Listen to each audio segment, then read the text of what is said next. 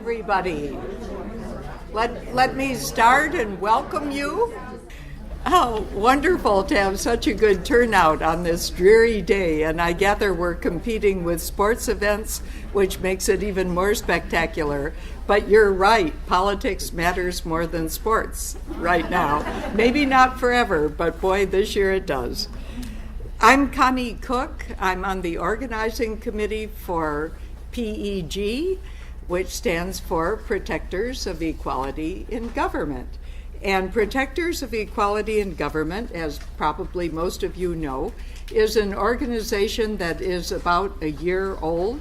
It is a nonpartisan volunteer group.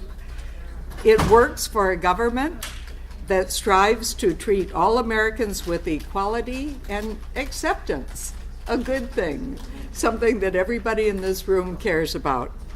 And we do two things. We have a weekly newsletter. I hope you all get it, and if you don't, by all means make sure you've signed in and we'll put you on the mailing list.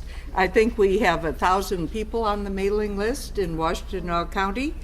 And the PEG newsletter highlights lots of political issues, both national and state issues, and sometimes local ones.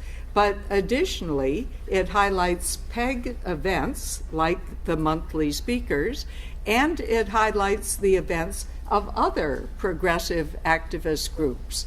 And we're trying to provide sort of an umbrella newsletter so you can go there to find all the things you'd like to be doing in the course of a month or a week.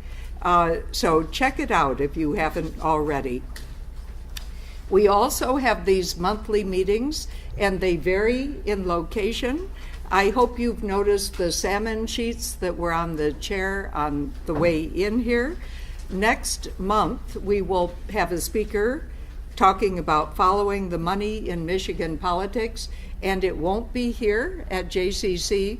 We're going to use Zion Church, which has a beautiful facility and wonderful parking for us, and they're very welcoming to us, and it will be a nice change of venue.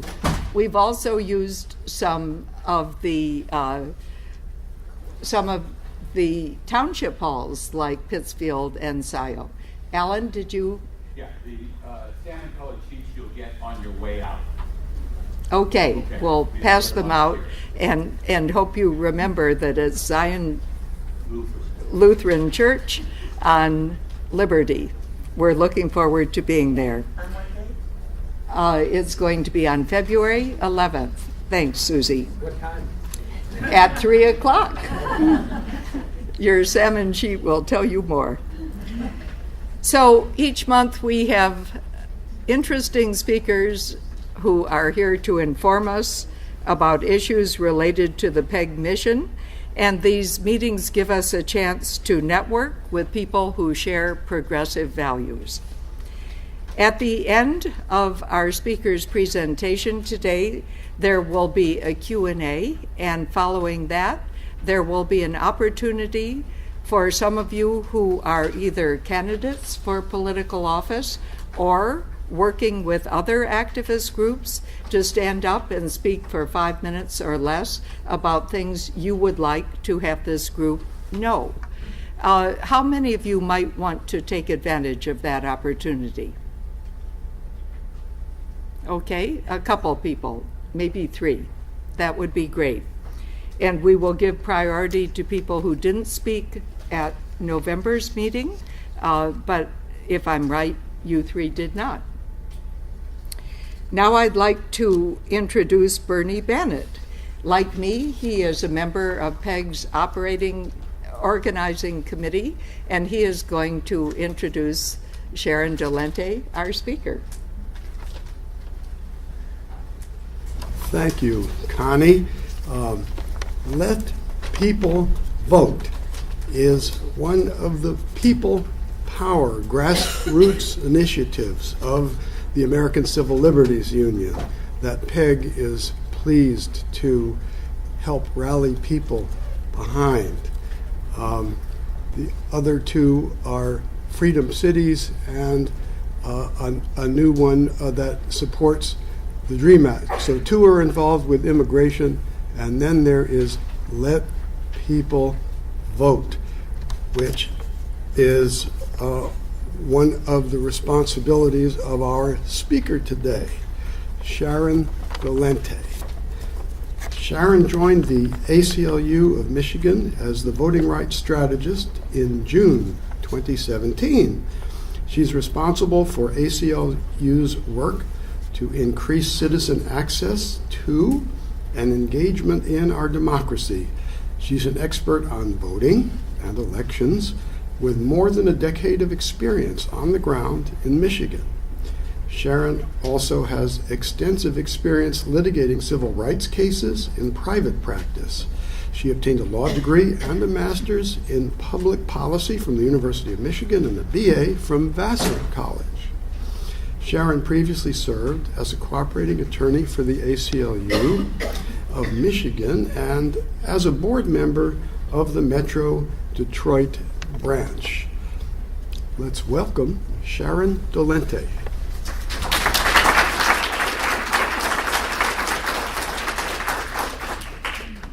Hi, everyone. I was told that it would be best for me to speak at the microphone, so I will try and remember that, but I tend to be a person that talks with her hands and likes to move around. So if I stray, just kind of encourage me to come back to the microphone. I want to make sure everybody can hear. So it feels great to be back. I do not get back to Ann Arbor nearly as much as I wish I did. I live in Southwest Detroit and have for 17 years now. Started living there while I was still attending the university. So as the introduction indicated, I've been doing voting rights work actually since right after I left the university in 2004. When I was waiting for my bar results, I had some time to kill while you're waiting for those results, and I started working on a presidential campaign. And one of the interesting things that's a little bit tricky about someone who does voting work is that 90% of your experience around voting elections happens on campaigns. And so, you know, I'm certainly with a nonpartisan organization, but the truth of the matter is some of your best election lawyers in this country worked for one side or the other because that's where most of the action is. So I have had a lot of experience inside of presidential political campaigns here in Michigan going back to 2004. And presidential years are the year to get the most experience, many of the problems and challenges all sort of show themselves on that day every 4 years. So we're here to talk today about Let People Vote, which is, as the introduction indicated, the ACLU of Michigan launched, actually the entire ACLU 40 or 50 state affiliates launched the Let People Vote campaign for voting rights back in the fall of last year. And I sort of sum it up as the fight for full and fair access to the ballot. We don't have full and fair access to the ballot right now in Michigan, as I'll explain a little more, at least in my opinion. We'll see what you all think at the end.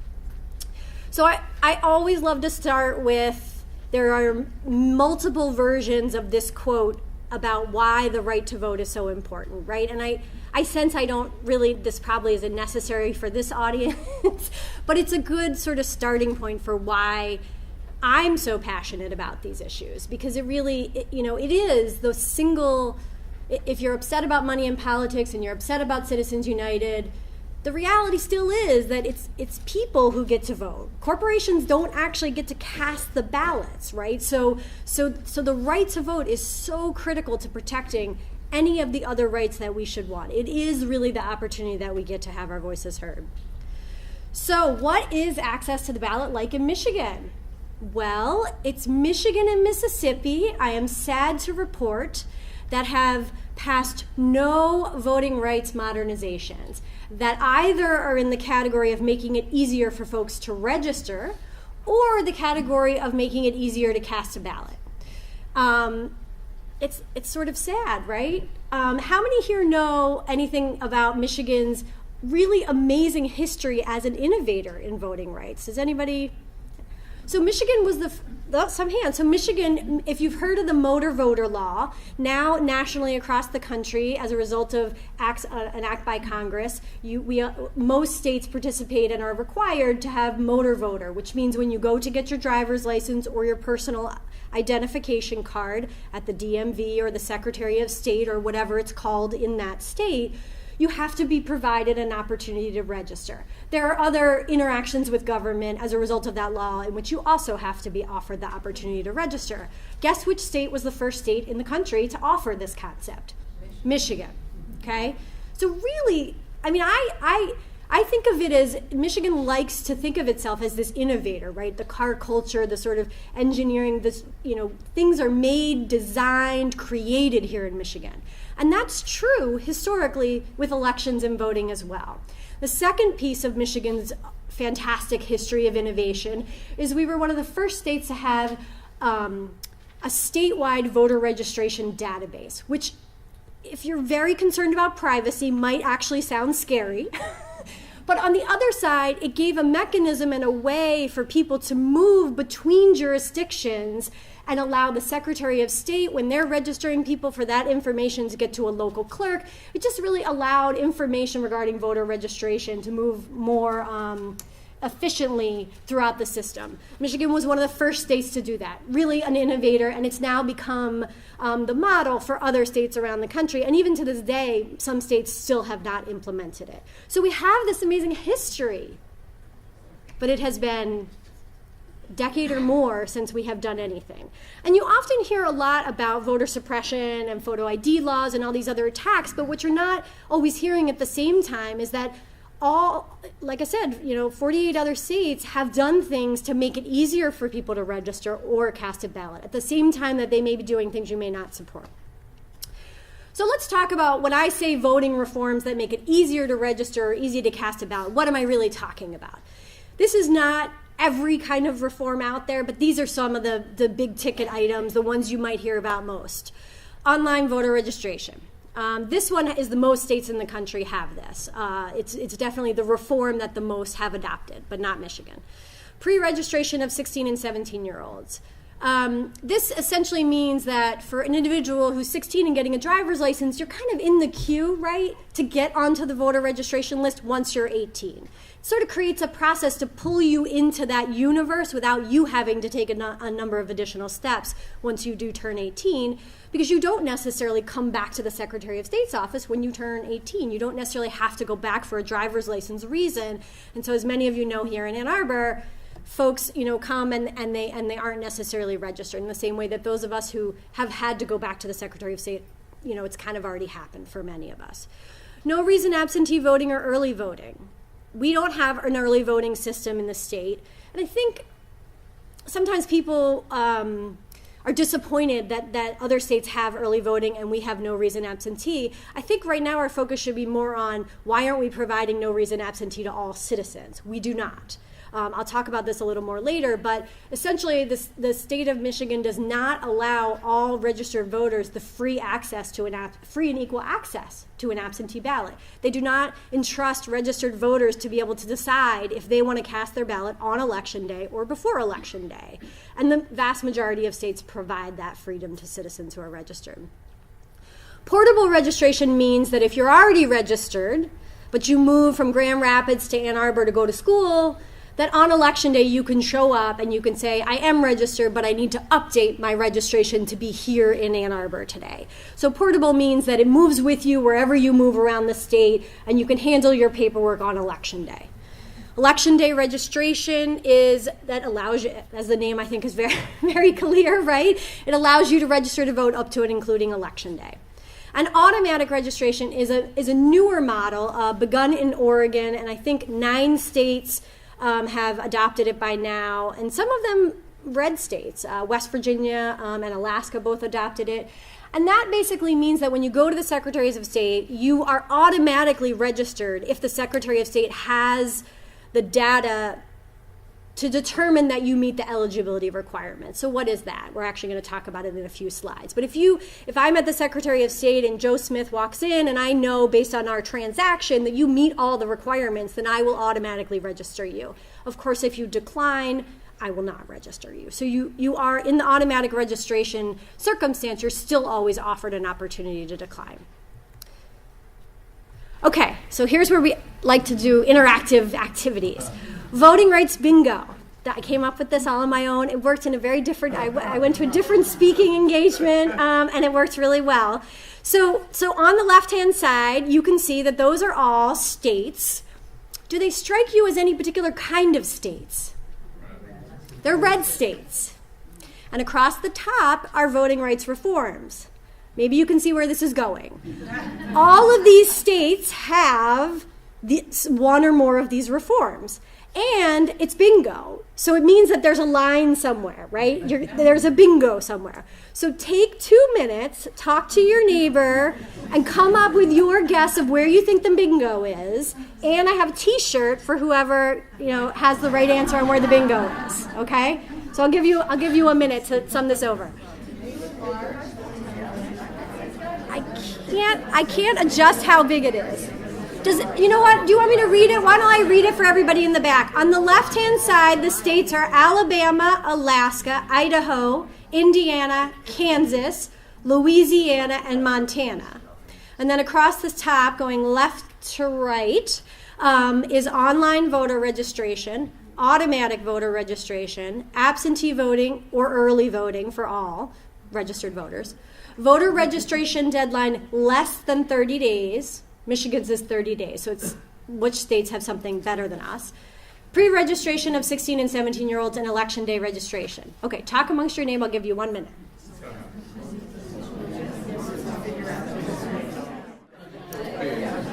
Okay, all right. If you have a guess on where the bingo is, raise your hand. How do I pick? Should I close my eyes? How will I pick? This was the one part of the system that I didn't figure out. Who would I choose? And then they might get the T-shirt. You had your hand up first, so I'm going to go with you. All right, well, I would go Louisiana all the way across. Okay. Any other guesses? I was going to guess absentee voting. Okay. All the states. In the purple? All right, online voter registration it is.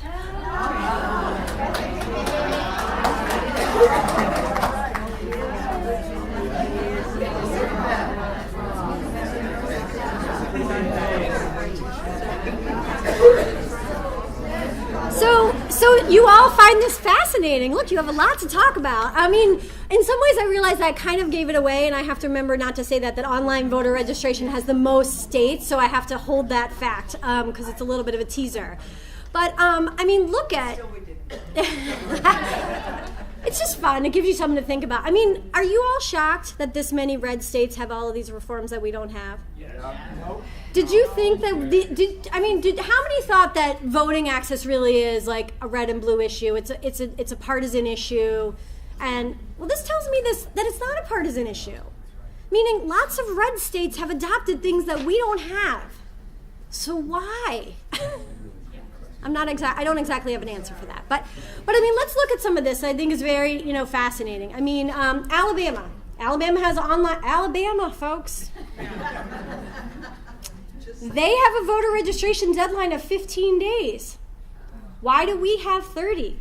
If Alabama thinks that's okay and the whole voting system doesn't collapse, why can't we have that? Election day registration, Idaho and Montana. Not the most liberal places in the world. Also Wyoming, Illinois, Minnesota. Who has a guess of how long election day registration has been in existence? Just take a guess. Raise your hand and take a guess. Anybody? Since the Republic. I think the reason why I ask this is because I think people think it is a new reform. It has been around for 40 years. So the idea that we need some very sophisticated, secure, Pentagon-type voting system in order to implement it is just malarkey, right? I mean, Minnesota has had it since the mid-'70s. 3 states implemented it in the mid-'70s. So we don't, and frankly, this exact issue comes up sometimes when I'm talking to clerks. When I'm talking to clerks about their support for these reforms, and they'll come back and they'll say, well, once we have, and I'm like, we don't need anything, actually. Minnesota had a system in place before there were electronic poll books, before there were voter registration databases, and they managed to do it. And frankly, I think the 13 states that have it would be offended at the suggestion that their system is rife with fraud because they have these reforms. They certainly don't think that, right? So let's see, what else? Kansas. If it's good enough for Chris Kobach, it should be good enough for us. No reason absentee. Every voter in Kansas has equal access to no reason absentee voting by mail and in person. So when you hear about how that would just open up those floodgates, just point them to Kansas. Maybe it's opened the floodgates to red voters. Maybe. Absolutely. Okay, so that's sort of the landscape of how we compare. But I think it's helpful sometimes to go back to what are the actual qualifications to vote. You have to be a citizen. You have to be 18 years of age. You have to be a resident of Michigan for 30 days, and you have to be a resident of the city or township in which you are attempting to vote for 30 days. And the reason is because I want to encourage people to understand that as the requirements, and everything that we add on top of that is a choice. And those choices have implications about who will participate in the process, and they have implications about the policies that we will have in our state as a result of who is participating in the process. So voter registration is not a qualification to vote. It is something that has been layered on top of the system, but it's not a qualification to vote. If you just look at the very bottom of this slide, it's got a lot of information on it. I think maybe a little too much. But North Dakota does not require citizens to register at all. Again, they don't, their whole voting system does not fall apart as a result of them not imposing this requirement that we think is just absolutely critical to the safety and security. So Michigan requires voters to register 30 days before. That is the minority of states that requires voter registration that far in advance. 36 other states and the District of Columbia allow citizens to register closer to Election Day. That's what the map represents. So you can see we're in the minority on this. 19 states allow citizens to register on or within 15 days, and 13 states allow you to register on Election Day, and one doesn't require registration at all. So I think there's two things that come away. One is the fact that registration is a choice we're making. It's a policy choice we're making, and that there isn't a one-size-fits-all. And that Michigan is really sort of out of step now at this point with the 30 days. And I think, part of that makes sense, right? I mean, to the degree that you thought you needed a certain amount of time to prepare for elections, that has probably changed over time. And so you've seen more states evolve to shorter and shorter time periods. So what's the impact of this policy called voter registration that we level on top? Well, the states that have the highest turnout in 2016 all allowed citizens to register to vote on Election Day. Research and analysis on Election Day registration actually varies quite significantly from 2 to 11%. The research determines can increase turnout, but most people agree 5% is a good estimate. So in 2016, that would have been 243,000 additional voters, which, if those of you who are paying very close attention, would be more than 15 times the margin of victory in 2016. Now, we don't know, of course, with any of these proposals, or if you increase turnout or you allow more individuals to participate in the process, I can't say and you can't say how they're going to vote. And to be honest, I think that there are certain parts of the political spectrum that have a strong feeling about that, and the research actually doesn't always bear that out. But I certainly would like to see 243,000 qualified people being able to participate in the process. Because remember, they are qualified. They meet the qualifications. If they showed up on Election Day, they would be 18, they would be a citizen, they would have to swear that they had lived in the city and the state. They meet the qualifications, but we have these other hurdles that you have to jump through, and so they're disenfranchised, despite meeting the qualifications. Those numbers are for the state of Michigan. The 243,000 is based on the state of Michigan. So it's based on the turnout in 2016 here in Michigan. That's what 5% would be. If we had implemented it and the 5% estimate was right, then that's how many more people would have voted in 2016. Okay. So I talked earlier about having the freedom to choose whether to cast your ballot on or before Election Day. 37 other states give citizens the freedom to do this. I have no idea why we can't get this done. Who could name a Secretary of State who supported this policy? Ruth Johnson. But how about another one? Terry Lynn Land. How about another one? Candace Miller. They're all Republicans. And they have been pushing for this. And yet we still don't have it. So, I mean, again, you can see Michigan is really out of step here, right? The trend is that individuals should be able to choose. And it's very appropriate to be in Ann Arbor because I always think about it as a Michigan football game. I think about a presidential election year as a football game, okay? And it's actually even more insane, right? You live in Ann Arbor, you know how much the football game it creates a logistical challenge, right? Like traffic has to be stopped, all these 100,000 people have to be gotten inside this single stadium, right? It's a complicated process in order to make it all work. Well, election day in a presidential year is even more insane. Millions and millions of people across the state have to do this one thing. This is our system. We're forcing, not every single one, but we have a restrictive system that does not allow a lot of access before Election Day. So we're forcing everybody to go into the system on Election Day, as many people as we can into that system. And it's not designed like a Michigan football game. The police are not stopping traffic, right? It's in schools without enough parking. It's long lines, right? It's just as a logistics matter, it doesn't make sense. Why are we trying to jam a very complicated logistical process all into a single day? Why not allow people who have to unexpectedly work a double shift the opportunity to cast their ballot before Election Day when it works in their schedule? So Michigan is very behind the times on this, and there are impacts of this. So here's what access to being able to cast your ballot before Election Day looks like for other states.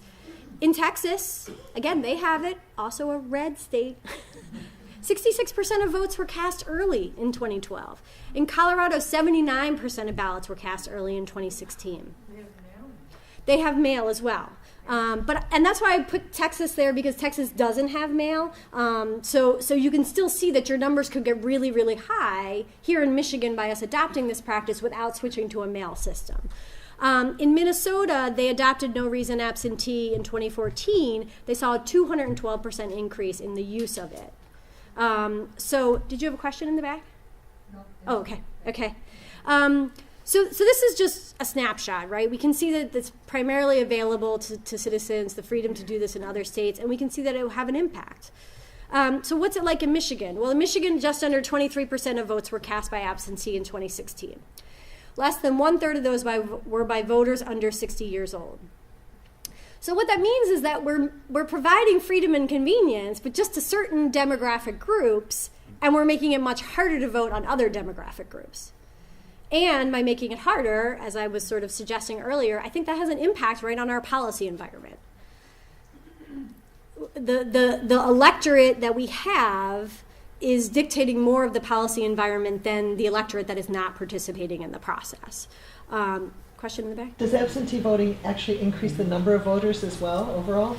Does it have an impact on voter turnout? Not necessarily, and actually the research is kind of mixed on that, but the longer your period of allowing people to cast a ballot before Election Day, the more likely that it does not have any negative effect. So sometimes there's been some research that has said that allowing folks convenience voting, the convenience and freedom to choose, has a negative effect on turnout. The reason is because political campaigns are designed with a very particular timeline and schedule for get out the vote operations. And so the two things don't really match together. I think there's two things to say about that. Number one, as someone who's worked on presidential campaigns, they're becoming more sophisticated at operating get out the vote programs, particularly for convenience voting. So you may see that they just get better at that, right? But on the other side, if you institute a long enough period, it seems like it mitigates any sort of depressive effect. The other thing I should say is that when they say that the research is mixed, that's mixed for the turnout of all voters. There has been research that has shown that convenience voting actually increases certain demographics turnout. So people of color, individuals who are fairly mobile, and young voters. So again, when you ask these questions, it becomes complicated because it's like, well, is it all voter turnout or is it certain groups who benefit from some of these access opportunities? Could that age requirement be challenged on constitutional grounds? It's something I'm thinking about. I think there's a lot of opportunity to think about how we could challenge things in practice and also sort of our system, especially when we start to be so out of touch with what the rest of the country is doing. And the ACLU it's part of my job to be thinking and figuring out and researching and getting the data to figure out if we can challenge those things. Unfortunately, we can't do much in our state court because they're not particularly friendly to these things. So we need to figure out a way that we could be in federal court to deal with that. Was there another person over here? Okay, we're going to have more question time at the end. So, I mean, there's a lot of reasons that I personally think you should give people the freedom to choose whether they're going to cast their ballot on or before. But I think it has implications, right? I think it has implications on how, again, going to back to that football game analogy, if you're trying to funnel everybody through this single day and these single systems in these, what's that? Okay. That was an inopportune time for that to pop up. You're by forcing everybody to sort of perform this civic duty on the same day, or the majority of people to perform it on the same day, you're forcing them to be in a more inefficient system, right? So in the 2016 election, 9.3% of voters in Michigan waited more than 30 minutes. 3% waited more than an hour. Michigan had the 12th longest lines in the country in 2016. They had the 6th longest lines in the country in 2012. And the impact of long lines, and I haven't figured out a great way to actually sort of distill this in a scientific way, but as someone who has been watching presidential elections since 2004, by and large, long lines are not distributed equally across the state, okay? They are in communities of color, they are in communities where there are a lot of mobile voters, they are in communities with young people. So here's U of M students waiting in a long line in 2016. Does anybody know how long the line was at either the union or the league? I can't remember. In 2016, it was over 3 hours. And guess what? It's not the first time. My experience is that it's happened in every presidential election since 2004. I've been watching them in every year, and that problem has happened. And guess what? It wasn't just in Ann Arbor; it was at Michigan State too. So we're not providing young people access to cast a ballot before Election Day. And I'm not even going to go into, which many of you may know, all the crazy hurdles that a young person has to go through even to try and get registered and be able to vote at the Michigan League or the Michigan Union. But then, when you show up, we're going to make it extra hard for you. We're going to make you wait in a 3-hour-long line. And people, I don't have the statistic right on my head, but there's clear research that the line is an hour or more, that it is going to decrease turnout, right? People are going to walk away. And the sad part about that is, like, as an attorney trying to figure out how to litigate these cases, it's darn near impossible to find those people, right? They're walking away. How do you document their story? How do you document their situation? Well, they also, when it got into the evening, many of them were sticking it out, but during the day they had classes too. Yeah. And they would be attempting to get through and say, I gotta go. Well, and it's totally absurd. You shouldn't have to wait 3 hours, right? I mean, so here's the picture from 2012. So I mean, I think long lines is something that we really need. It should not take that long. That is disenfranchising certain people. It's not uniform. And so, no reason absentee is something that lots of states have adopted. It's not destroyed the validity and accuracy of their entire system. And it would provide the opportunity for folks to move through this process more efficiently. Why in Ann Arbor, this isn't the state's fault.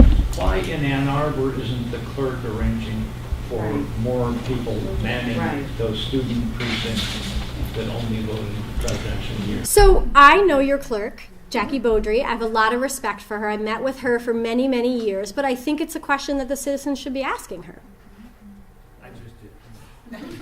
And look, one of the things about Michigan, this is sort of a side note, but Michigan has hyper-local election administration. That is unusual. In most other states, you might sort of notice this during presidential elections, are managed mostly at the county level. We have hyper-local, which means that your city or township clerk is the one who manages elections.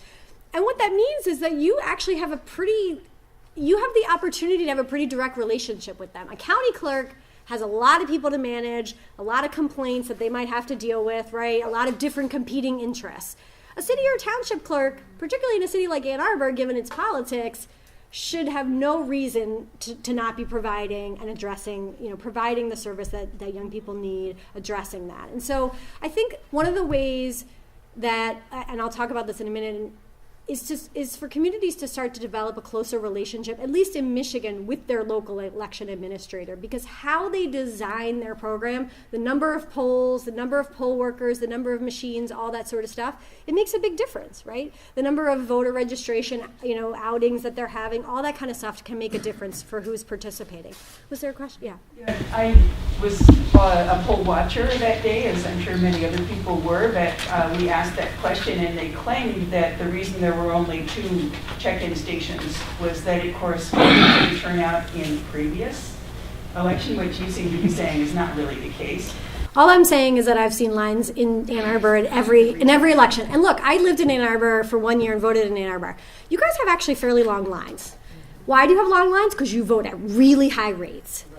But, I'm among friends, let's be honest.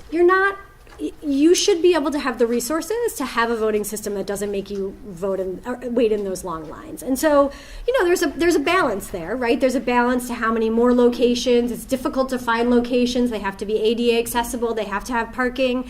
But I do think that, and I do actually think that Jackie has been intending with the next census to make the precincts smaller so that you could have more locations and reduce the lines.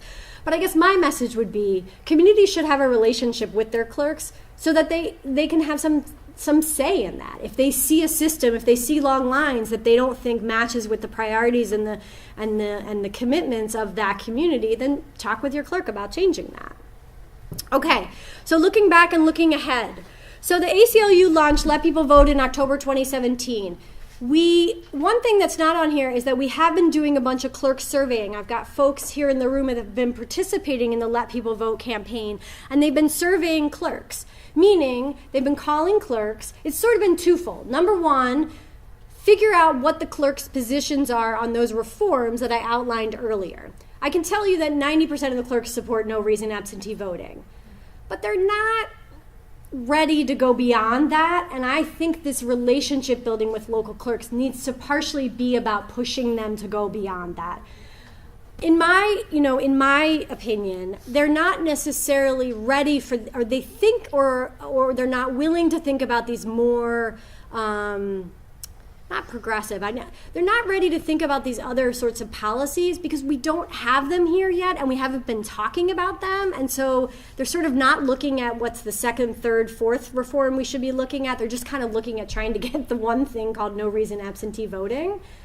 But we've been waiting for that for a long time. So I feel like we might want to have a little bit more robust of an agenda.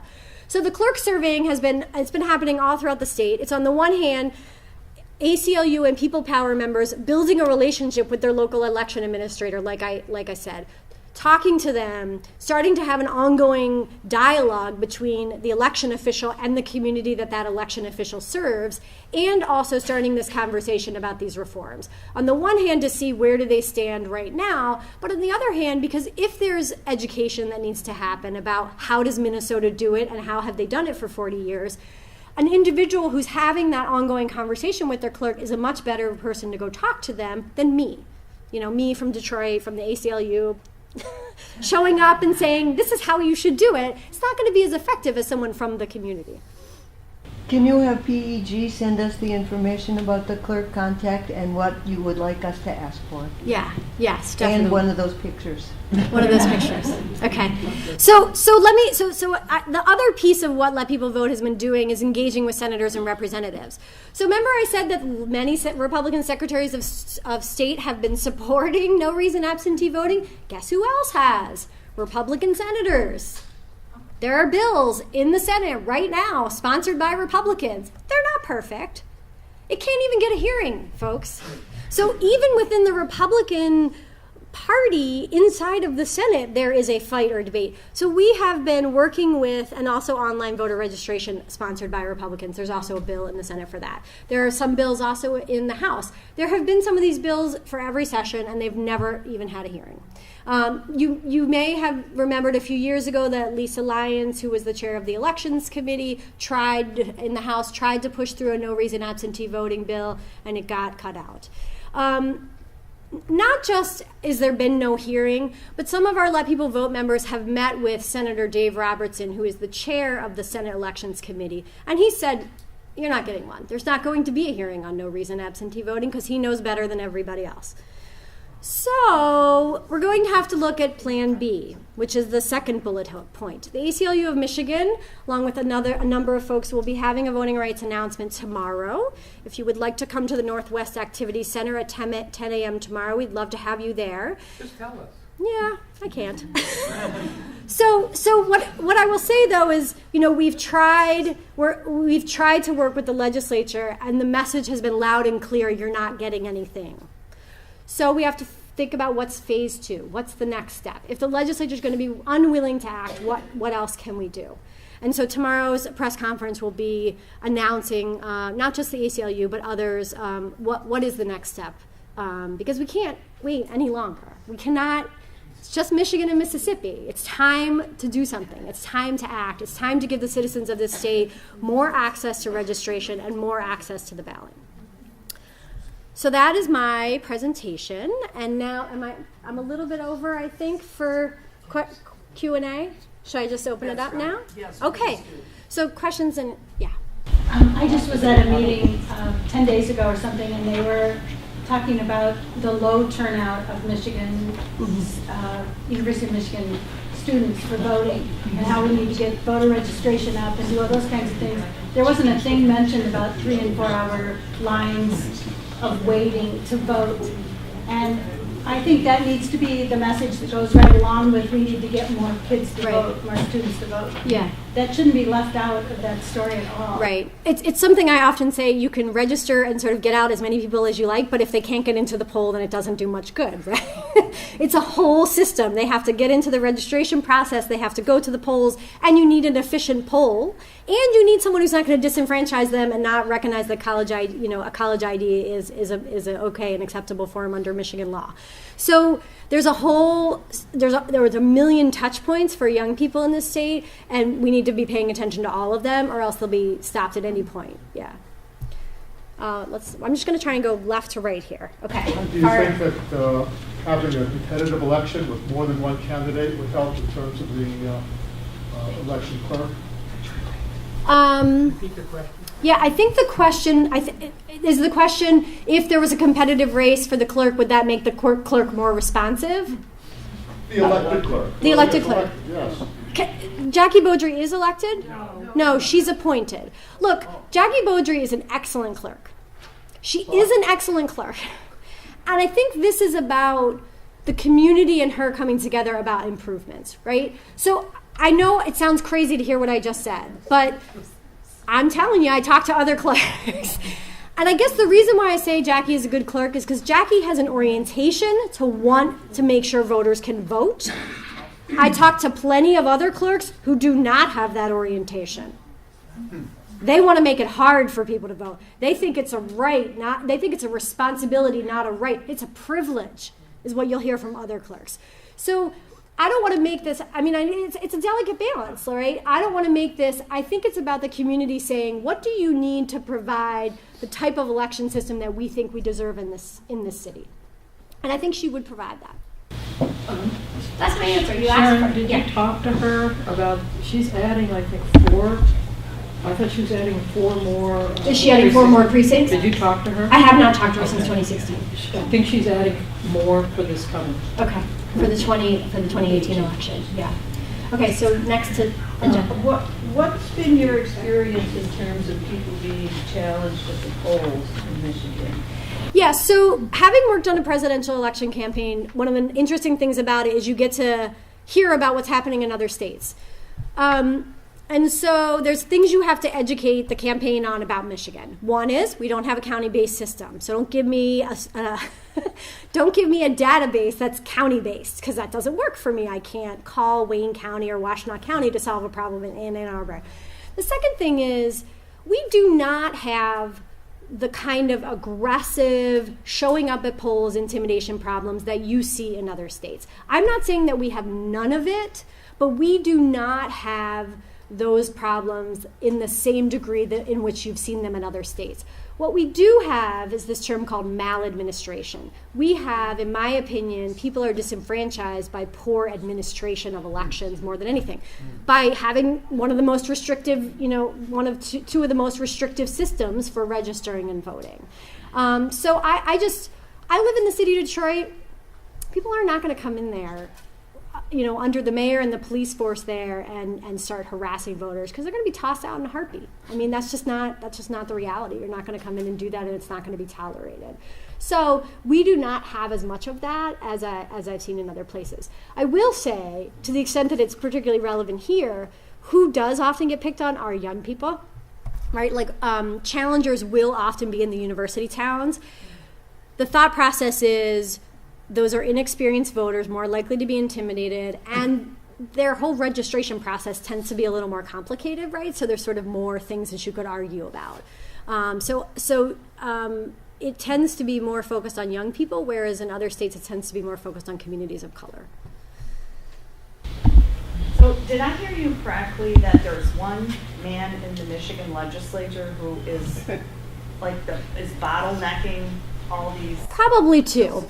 It would also be the Senator Arlen Meekoff, who's the leader. Because I think it would be a great idea to give everybody those names and their contact information, because we shamed all these people when it came for time for the Obamacare repeal. People sat in their offices, they got arrested. They publicly shamed these people. And it might be time for that. This is absurd. They're not serving us. Right. They're not serving our state. How can they have so much power? I think, everything you're saying is right? That's the activist world in which we live in now, and that we need to, not just now, it's always been But that I don't case, think right? people really know that it's just these two guys, and who they are. Right. They're up for election again. And, Exactly. No, they're both term limited, so they could care less about, they could sort of care less about anybody's opinion because they're not running again. In the back? I'm wondering if you could think a bit about the relationship between election reform and voter repression. Because is there a situation where some types of reform help the overall strategies of the Republican Party in some states, where in fact you have much more activist forms of repression, which then hence is more pinpointed in changing the underlying demographics that are making the vote? Right. I hear you making a point that sometimes a coworker in my office makes when I try and say, voting is a bipartisan, it's a nonpartisan issue, and he sort of says, yeah, but look at all these red states with photo ID laws, and there's a nuance to what I'm saying, right? I know all those photo ID laws exist. You're correct, and I think that there is an underlying way in which these policies are, of course, designed, I think, often in a fairly inaccurate way, right? There's a lot of conjecture about the impacts of these policies, and the research doesn't always bear them out.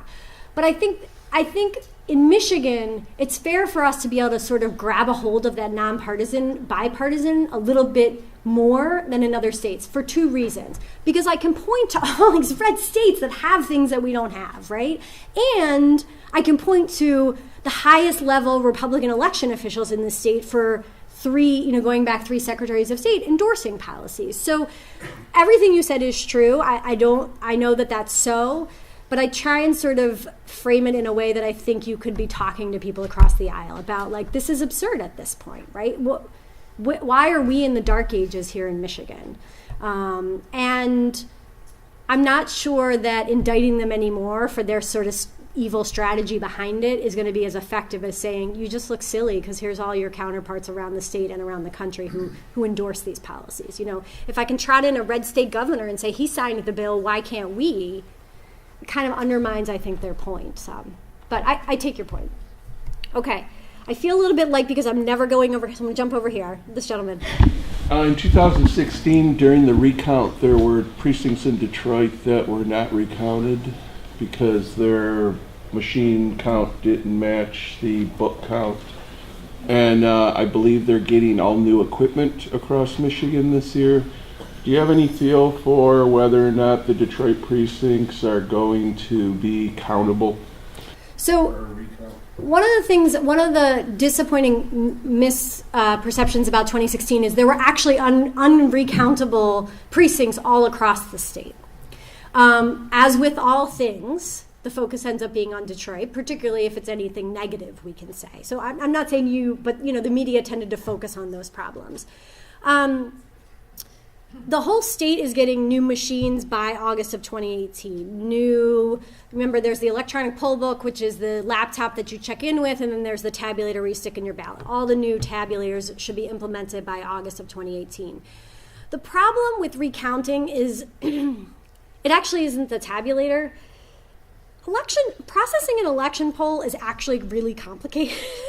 And the individuals who do the job get like 8 hours of training once a year or once every 4 years in order to do it. And so, I don't love sort of acknowledging that it's complex and it's sort of hard to train us. But I also think like one of the things that needs to happen with the recount is that we have very narrow ways in which we interpret how to recount things in Michigan, and it oddly means like you can't double check something in the very instances in which you would most want to double check things, right? Like the idea is you should kind of be able to figure out what happened, and the way our recount law is written, it kind of makes that not possible.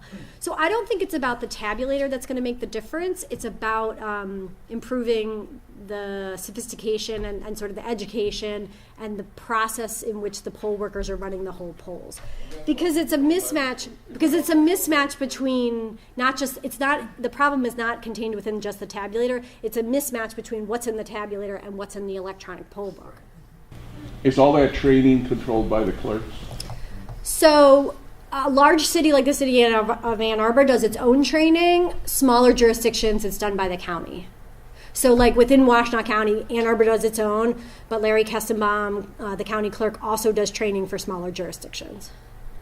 Was there one in the back? Yes. This is more, I just wanted to mention the caveat, for new voters, if they register by mail, they must show up at the first election, and you cannot vote absentee. Unless they appear in person before their clerk at some other point or apply in person. So the concept here is that if you put yourself in front of your clerk at some point, at any point, you could register by mail and you could show up and say, "Hi, I just wanted to show you I'm here," and they could uncheck that box. You could also apply for an absentee ballot in person, and that would satisfy that requirement.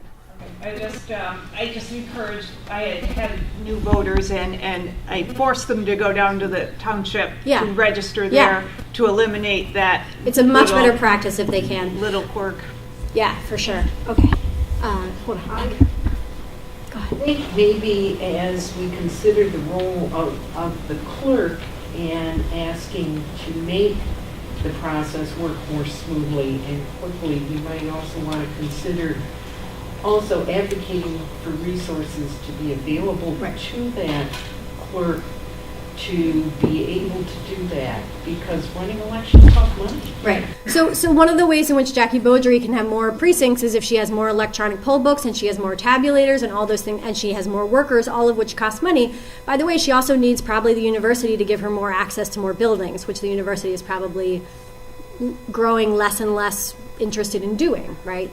Buildings are getting more, well, because dorms are getting, I believe years ago, and I don't know, John, I think you used to be able to vote in the actual dorms, but the dorms have become very secure places, right? And I'm not here to decide what's the appropriate level of security, but it's a challenge to find spaces. This is a growing challenge in Michigan to find, the appropriate, accessible public spaces to hold as polling locations. Last question. Okay. Well, hold on. You got to let. Raise your hand. You got. This gentleman didn't ask a question yet. Okay. So, come the fall or soon after, then if you want to get on a plane, your old Michigan driver's license won't be satisfactory. It'll have to be Real ID compliant.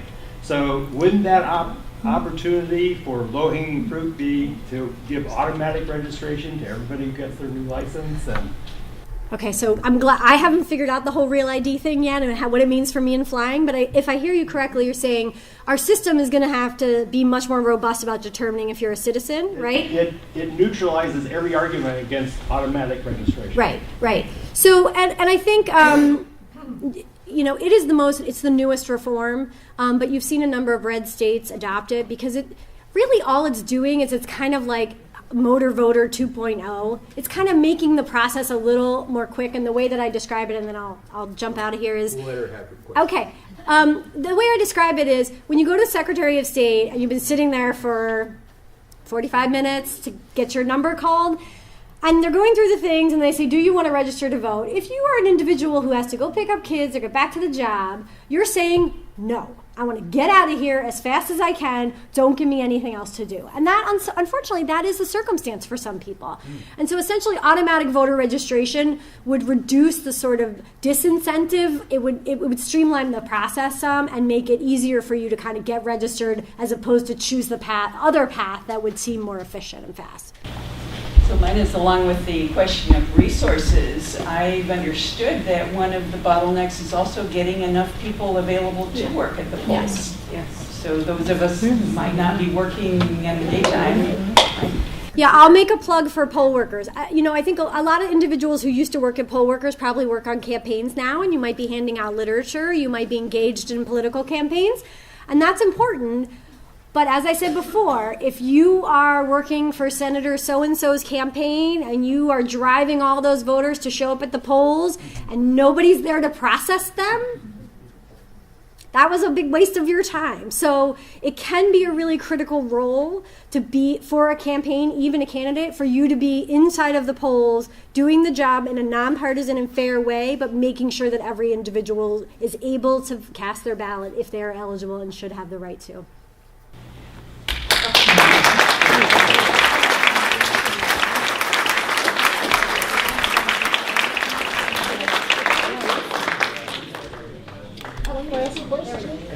That was one good talk.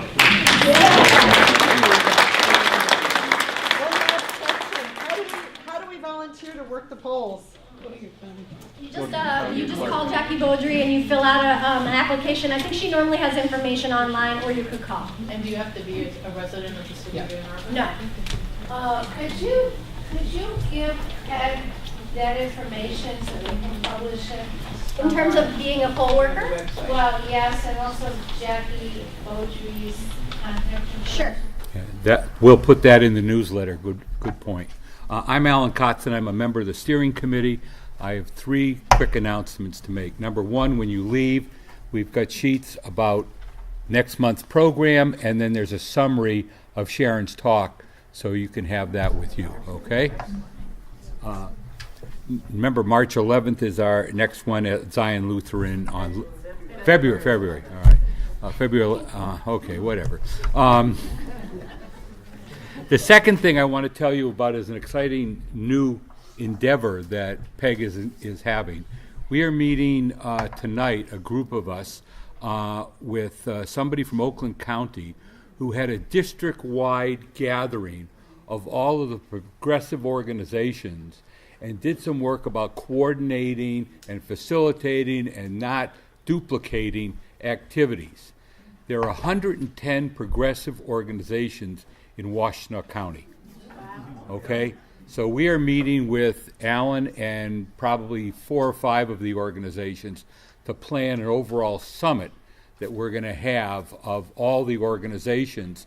We're having a facilitator role in bringing them together to see how we can work together more efficiently, not duplicate services. So we'll keep you posted on that, but that's an exciting new activity that we're into. The third thing is there's a jar out there on the table. We do this by nickels and dimes and us kicking in. Janice brought the cookies today, and we don't pay for the space here, but we do have a few expenses that if you'd contribute, we would greatly appreciate it. Connie? Okay. Thank you, Ellen. And thank you so much, Sharon. That was just wonderfully informative, wonderfully interesting. And what it says, we were all shocked to hear that there are 2 senators who are keeping us from very simple and popular ways to improve our voting process. Why is that happening? Well, gerrymandering has a lot to do with that. So I'm going to give you an update on Voters Not Politicians, which I've been doing every month at these PEG meetings. And if you are not familiar with gerrymandering, this little quarter sheet shows you orange and green voters and how the outcomes can be different depending on how the lines are drawn. It means manipulation of district lines for partisan advantage, and what it leads to is a situation in which one person does not equal one vote. We all think that's the way it is, but in fact it isn't, because some people's votes carry more weight, because we've been gerrymandered into districts that minimize our impact and the impact of our votes. So if a political candidate, or if the political candidates you favor, for example, get 50% of the votes in an election, you cannot count on having 50% of the seats. In fact, in our congressional districts in Michigan, the Republican and Democratic parties had almost equal percentages of the vote, and the Democrats ended up with 36% of the congressional seats. Gerrymandering matters. It's exceedingly important. I think it's the issue of the year. The Supreme Court is taking up 2 cases, one with Democratic gerrymandering, the other with Republican. It is a bipartisan problem. It is not just one party that does gerrymandering. It's whoever is in charge in the state. And it is hurting our democracy, and we need to change it.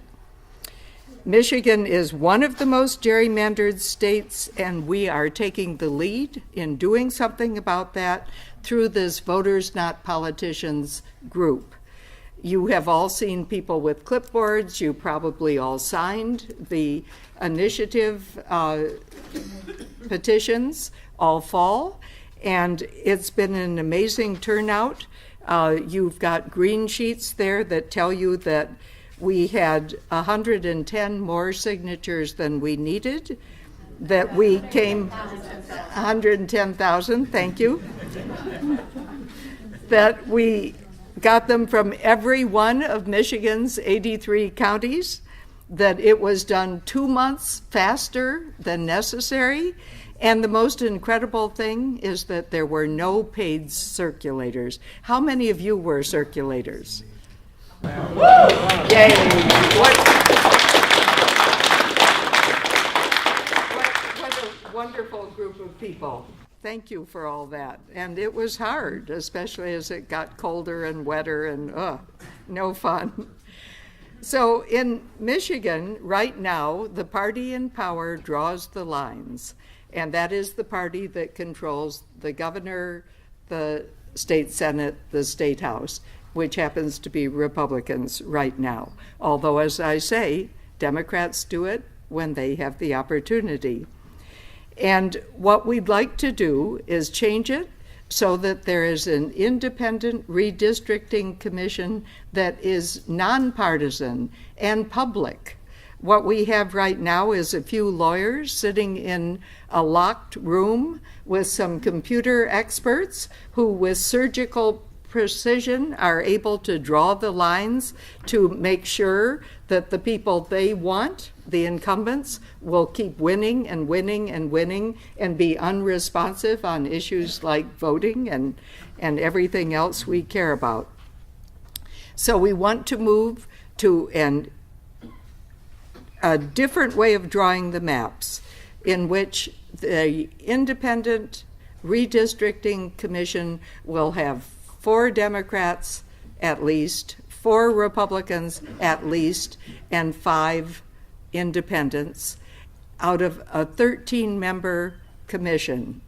And for any decision about how all those boundaries will be determined for congressional elections, for state legislative elections, they would have to have at least 2 independents, at least 2 Democrats, at least 2 Republicans. That's on the back of that little sheet that I gave you. And I think it's very important to understand, too, that the process is going to be totally transparent. There will be hearings all across the state. There will be clear criteria for drawing the lines. And not surprisingly, this is a scary thing for the people in power in Lansing right now. So they're telling us already that once the Secretary of State and the Bureau of Elections has put our initiative on the ballot for next November, they're going to file a lawsuit against it. And then when we win the lawsuit, then they're going to start negative advertising on TV and misinformation. So it is exceedingly important for all of us to be well enough informed so we can counter all that information and really be helpful in passing this initiative. Prue? Will you talk about that? Will you send us information about that? Because I can't imagine why, what would they be suing against? Susie? How about if you write it out and put it in the newsletter this week? Okay, I'll do that. So everybody check your newsletter this coming Thursday, and there will be more information about. Or maybe the following Thursday. Or the following. Depending on when I get to it. Is that Yes. right? Is there anything the legislature can do to derail the referendum? Like I No, think they have. no. That's why you will be hearing that the changes to the Constitution that have been proposed are very complex and lengthy. One reason is that they are preventing the three branches of government from being able to come in and do anything about this once it's passed. They are guarding the process and the funding for the process. So how can you help? Well, you need to help because this is going to be hard fought. And on those green sheets, you can see that contributions really matter. We're going to need them desperately. And you can volunteer in multiple ways, not just the ways listed there. You can do PR, you can do events planning, you can canvass the community and figure out which groups need speakers. There are loads of ways that everybody here, you're all well connected, can be helpful in passing this initiative. So I hope you'll contribute to VNP and make this possible. And I hope that in November we can have a victory. Yay. Wouldn't that be nice? Yay. Now, as we promised, there's time for people who'd like to speak about their candidacy or their organization to speak for 5 minutes. And Alan Kotzen, who is scarier looking than I am, is going to keep the timer going. Would you like to start us out and introduce yourself? Sure. Hi, I'm Susan Beckett, and I also volunteer along with Voters Not Politicians. I volunteer with a group called Reclaim Our American Democracy from Big Money. So what we're about is also countering that logjam that allows a small number of people to block the will of the people. So gerrymandering is obviously a big issue. And the other one is, at least in my opinion, is the effect of dark money on our politics. So the ability of corporations and wealthy people and really anybody to put money, large amounts of money, into a so-called nonprofit that can then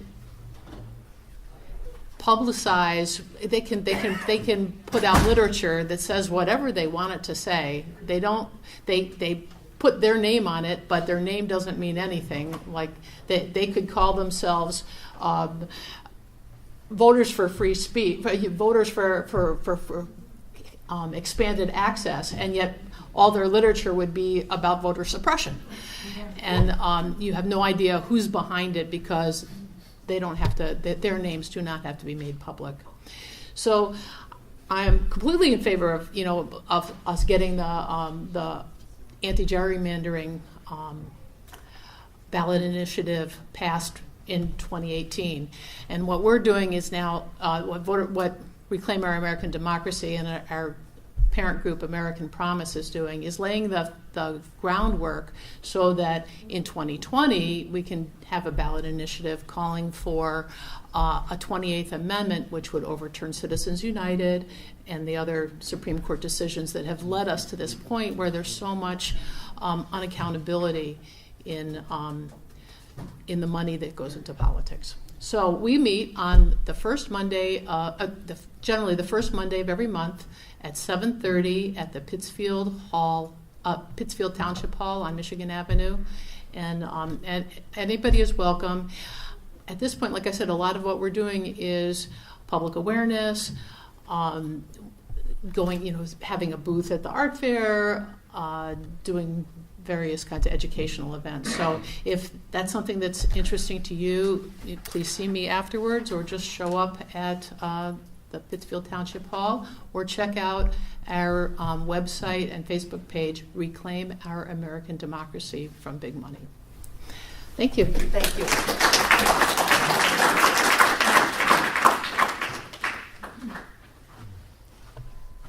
Hi, I'm Al Newman. I suspect some of you know my brother, Chuck. I'm on the board of Avalon Housing. We house people that have been previously homeless. I was approached by a man that had spent 13 and a half years in prison, and he wanted to help people that were returning because he knew how difficult it was. He didn't have a chance of forming an organization. He got me to do it. We very successfully mentor, we train people that have returned from prison to mentor people that are coming out. I get to go into the prisons to recruit, which I love, by the way. So this is the conversation I had with a man getting out of boot camp. In order to be in boot camp, you've committed a nonviolent crime. Is somebody picking you up at the gate? No, sir. Do you have transportation? No, sir. Do you have a place to stay? No, sir. Do you have a job prospect? No, sir. Do you have clothes? No, sir. It's beyond comprehension. Our organization decided what we were doing is terrific, but we need to do more. We've decided to have a fundraiser at the Ark. By default, I'm the event coordinator, and I have no idea what I'm doing. But we have a terrific program.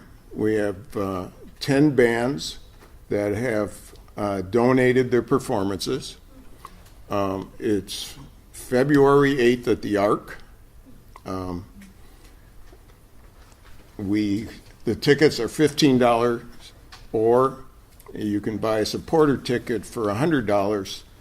And as you might suspect, being Chuck's brother, I have tickets with me if you're so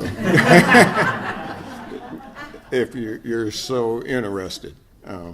It's crazy. It costs $34,000 a year to keep somebody incarcerated in the state of Michigan. If you don't give these people support, pick your X. It's 34 times X. Can they vote? Can they register to vote? Yes. Yes. No, even if they are. Yeah. Sure. Thank you.